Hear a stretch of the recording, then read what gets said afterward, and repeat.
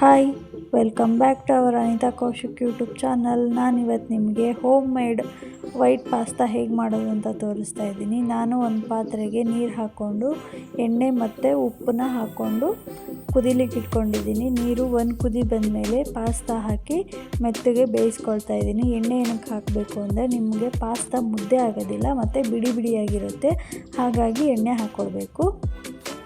ನೋಡಿ, ಇವಾಗ ಪಾಸ್ತಾ ಮೆತ್ತಗೆ ಬೆಂದಿದೆ.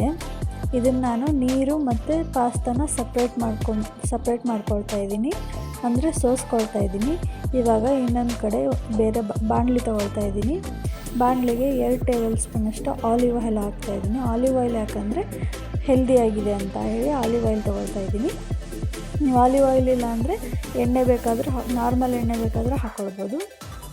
ಇವಾಗ ನಾನು ಇದಕ್ಕೆ ಚಿಕ್ಕದಾಗಿ ಕಟ್ ಮಾಡ್ಕೊಂಡಿರೋಂತಹ ಬೆಳ್ಳುಳ್ಳಿ, ಚಿಕ್ಕದಾಗಿ ಕಟ್ ಮಾಡ್ಕೊಂಡಿರೋಂತಹ ಆನಿಯನ್ನು ಮತ್ತು ಸ್ವಲ್ಪ ಉದ್ದುದ್ದ ಕಟ್ ಮಾಡ್ಕೊಂಡಿರೋಂಥ ಕ್ಯಾಪ್ಸಿಕಮ್ಮು, ಆಮೇಲೆ ಜಾಲಾಪಿನಸ್ ಹಾಕ್ತಾಯಿದ್ದೀನಿ. ಜಾಲಾಪಿನಸ್ ನಿಮಗೆ ಆಪ್ಷನಲ್ಲು, ಬೇಕು ಅಂದರೆ ಹಾಕ್ಕೊಳ್ಬೋದು, ಇಲ್ಲ ಅಂದರೆ ಇಲ್ಲ. ಇದನ್ನೆಲ್ಲ ಚೆನ್ನಾಗಿ ಫ್ರೈ ಮಾಡ್ಕೊಂಡಾದ್ಮೇಲೆ ಇದಕ್ಕೆ ಬ್ಲ್ಯಾಕ್ ಪೆಪ್ಪರ್ ಹಾಕ್ತಾಯಿದ್ದೀನಿ. ಆಮೇಲೆ ವೈಟ್ ಪೆಪ್ಪರ್ ಹಾಕಿ ಚೆನ್ನಾಗಿ ಮಿಕ್ಸ್ ಮಾಡ್ಕೊಳ್ತಾ ಇದ್ದೀನಿ. ಇದಕ್ಕೆ ರುಚಿಗೆ ತಕ್ಕಷ್ಟು ಉಪ್ಪು ಹಾಕಬೇಕು. ಹಾಕಿ ಮತ್ತೆ ಚೆನ್ನಾಗಿ ಫ್ರೈ ಮಾಡ್ಕೋಬೇಕು. ಚೆನ್ನಾಗಿ ಫ್ರೈ ಮಾಡಿಕೊಂಡು ಇದನ್ನು ಸೈಡಲ್ಲಿ ಎತ್ತಿಟ್ಕೋಬೇಕು. ಇವಾಗ ಇನ್ನೊಂದು ಬಾಣಲಿ ತೊಗೊಂಡು ಅದಕ್ಕೆ ಬಟರ್ ಹಾಕಬೇಕು. ಬಟರ್ ಹಾಕಿ ಕರ್ಗದ ಮೇಲೆ 3 ಟೇಬಲ್ ಸ್ಪೂನಷ್ಟು ಗೋಧಿ ಹಿಟ್ಟು ಹಾಕ್ಕೊಂಡು ಫ್ರೈ ಮಾಡ್ಕೊಳ್ಬೇಕು. ನೋಡಿ, ಇವಾಗ ಚೆನ್ನಾಗಿ ಫ್ರೈ ಆಗ್ತಾಯಿದೆ.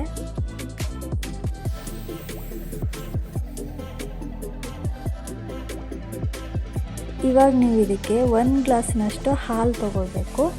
ಹಾಲು ಹಾಕಿದಾಗ ನಿಮಗೆ ಗೋಧಿ ಹಿಟ್ಟು ಗಂಟಾಗುತ್ತೆ. ನೀವು ಇದಕ್ಕೆ ಬೇಕಾದ್ರೆ ಮೈದಾ ಹಿಟ್ಟಾದರೂ ಹಾಕ್ಕೊಳ್ಬೋದು. ನಾವು ಹೆಲ್ದಿಯಾಗಿರಲಿ ಅಂತ ಹೇಳಿ ಗೋಧಿ ಹಿಟ್ಟು ಹಾಕ್ಕೊಂಡಿದ್ದೀವಿ.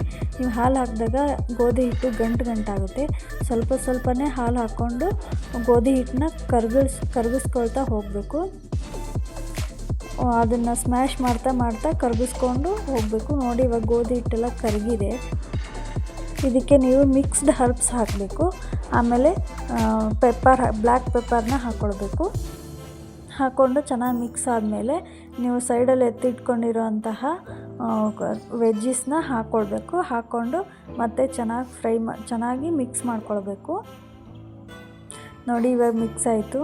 ನೀವು ಸಪ್ರೇಟ್ ಮಾಡ್ಕೊಂಡಿರೋಂತಹ ಪಾಸ್ತಾನ ಇದಕ್ಕೆ ಆ್ಯಡ್ ಮಾಡ್ಕೊಳ್ಬೇಕು. ಆ್ಯಡ್ ಮಾಡಿಕೊಂಡು ಚೆನ್ನಾಗಿ ಮಿಕ್ಸಿಂಗ್ ಕೊಡಬೇಕು. ಮಸಾಲ ಮತ್ತು ಪಾಸ್ತಾ ಎರಡೂ ಚೆನ್ನಾಗಿ ಕಂಬೈಂಡ್ ಆದರೆ ನಮಗೆ ಟೇಸ್ಟು ಚೆನ್ನಾಗಿ ಸಿಗುತ್ತೆ. ಬಾಯಿಗೆ ಮಸಾಲನೂ ಸಿಗುತ್ತೆ, ಪಾಸ್ತಾನೂ ಚೆನ್ನಾಗಿ ಬಾಯಿಗೆ ಸಿಗುತ್ತೆ. ನೋಡಿ, ಇವಾಗ ಇದೆಲ್ಲ ಮಿಕ್ಸ್ ಆಯಿತು. ಇವಾಗ ಇದು ತಿನ್ನೋಕ್ಕೆ ರೆಡಿ ಆಯಿತು ಪಾಸ್ತಾ, ಹೋಮ್ ಮೇಡ್ ಪಾಸ್ತಾ. ಇದನ್ನು ನೀವು ಒಂದ್ಸತಿ ಮನೇಲಿ ಟ್ರೈ ಮಾಡಿ, ಹೇಗಿದೆ ಅಂತ ಕಮೆಂಟ್ ಮಾಡಿ. ಈ ವಿಡಿಯೋ ನಿಮಗೆ ಇಷ್ಟ ಆಗಿದರೆ ಲೈಕ್, ಶೇರ್, ಕಮೆಂಟ್ ಮಾಡಿ, ಸಬ್ಸ್ಕ್ರೈಬ್ ಮಾಡ್ಕೊಳ್ಳಿ. Thank you for watching.